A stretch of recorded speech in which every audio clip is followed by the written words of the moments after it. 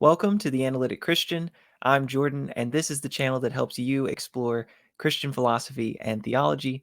Tonight, I'm joined by Dr. Justin McBrayer to discuss a distinction that comes up in the public school system that's taught between fact and opinions. So here's the question that Dr. McBrayer is going to be answering for us.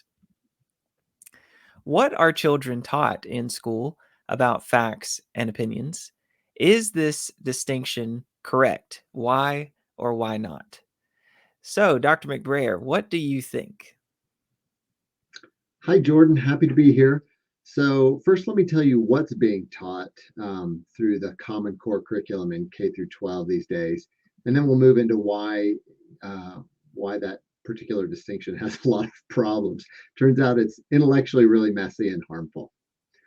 So, if you want to go to that first slide, yeah. So here's the distinction. This is pretty common. You can do a Google search and find all kind of K through 12 resources with these definitions. I actually first saw them printed on the wall when I went to one of my kids' homeroom discussions. A fact is something that's true and can be proven. So there's two parts to what it takes to be a fact. An opinion is what someone thinks, feels, or believes. And then further, kids are taught that every claim is in one of these categories or the other. So in particular, this is used as a kind of reading exercise for students, and they're meant to go through a passage and take claims and either sort them into the fact pile or the opinion pile. So that's what they're being taught. Facts are things that are true and can be proven. Opinions are what people think, feel, or believe. And every sentence or every claim is either in the one category or the other. Now, that's a bunch of malarkey for a number of different reasons. So let's go through some of the problems with this distinction, problems with this way of thinking about it. First, the categories aren't exclusive, and that should be rather obvious upon reflection. So, for example, I believe that the earth is a sphere. That is something that I think, that is something that I believe. And yet, all of us are going to want to say that that's also a fact. It's true that the earth is a sphere, and it can be proven in a sense. There's really strong evidence that the earth is not, in fact, flat, that it's a sphere. So, what would you do if you came across this claim, the earth is a sphere, in a passage? Would you categorize it as a fact? Would you categorize it as an opinion? The K through 12 way of doing it has you believe that it's one or the other, but in fact, it's both. Some of our beliefs happen to be true. Those are the ones that are factual. Second, the distinction has this kind of fetish about proof, this kind of focus on proof. It even uses this word proof in it, and something matters quite a lot whether it can be proven. And that raises the really big question, well, what counts as a proof? What do you mean by proving something?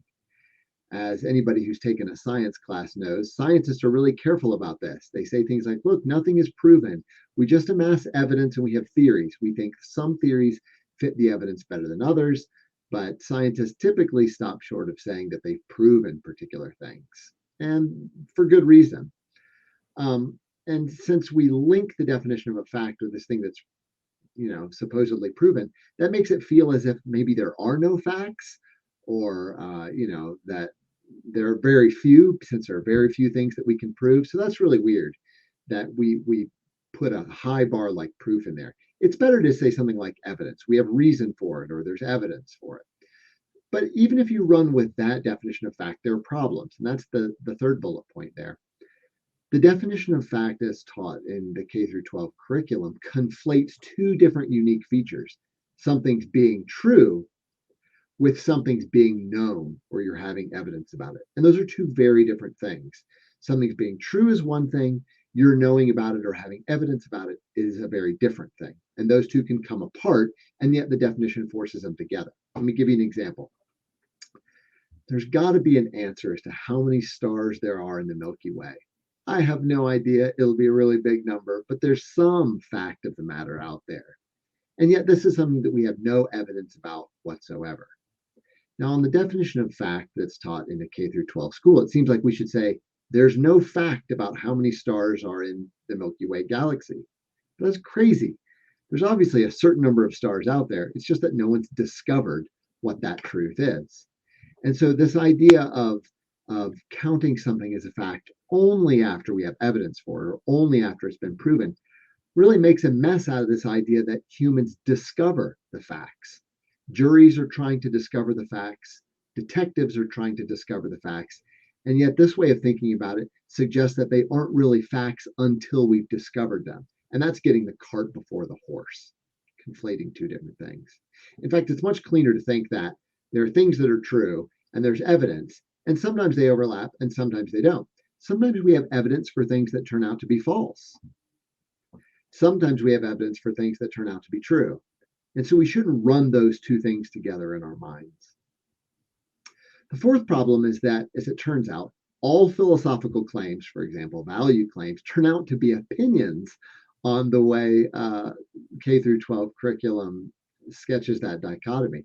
In fact, I had a conversation with my son's teacher shortly after I saw the sign. I was like, so suppose you're doing a little reading and you see the claim cheating is morally wrong. Is that a fact or an opinion? And the answer, of course, was it's an opinion. And I think, well, wait a minute.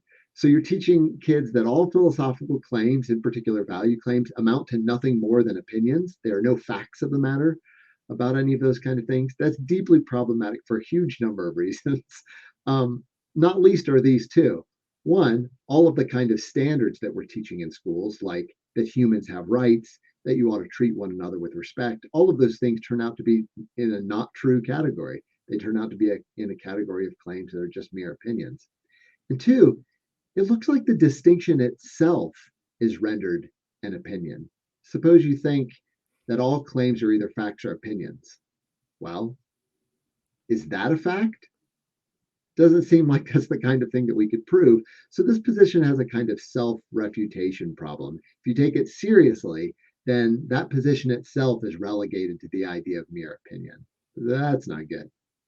And lastly, categorizing positions and beliefs as opinions, at least in English, turns out to stop rational reflection. It's a kind of conversation stopper. Imagine you're having a conversation with someone and they say something with which you disagree, and you say, well, that's just your opinion.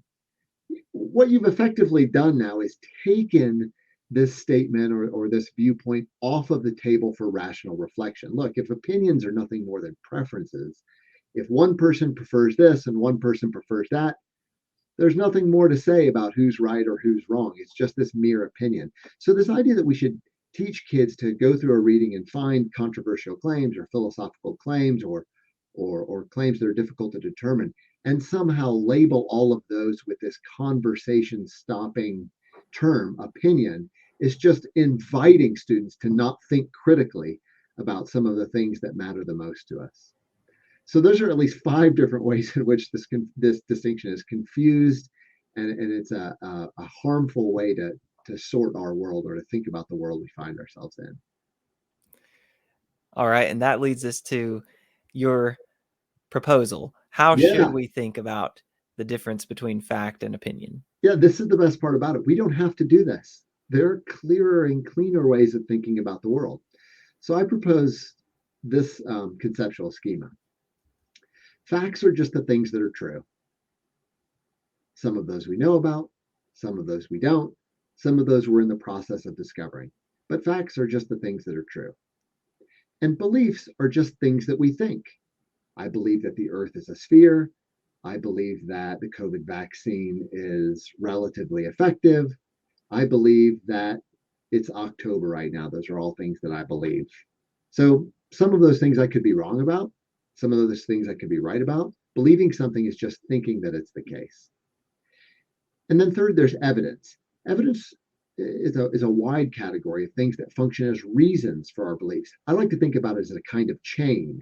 The facts are out there, our beliefs are over here, and the evidence is the kind of link or the chain that we use to draw between the two.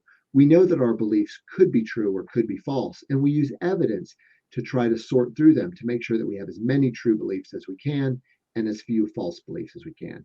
And notice on this way of doing it, we don't have to talk about proof and we don't have to talk about opinion. In fact, my kids call opinion the O word in our house. And occasionally, when teachers or friends mention it, they shoot me a sideways look as if someone's just cursed in our house because they've used the O word. So I just don't think it's useful at all to use the concepts of proof and opinion. I think that muddies the water. We're clearer just thinking about what it is humans think, what it is that's true, and what it is that we use to make sure that our beliefs are as close to the truth as possible. That's all we need. Well, that was super helpful. Thank you so much, Dr. McBrayer. I really appreciate you coming on. Yep, great. Have a good evening. For those that are interested, Dr. McBrayer published a really popular article in the New York Times on this topic a few years ago. And he also has a really helpful lecture. I'll put the link to both in the description of this video. All right, thanks for watching, and we'll see you next time.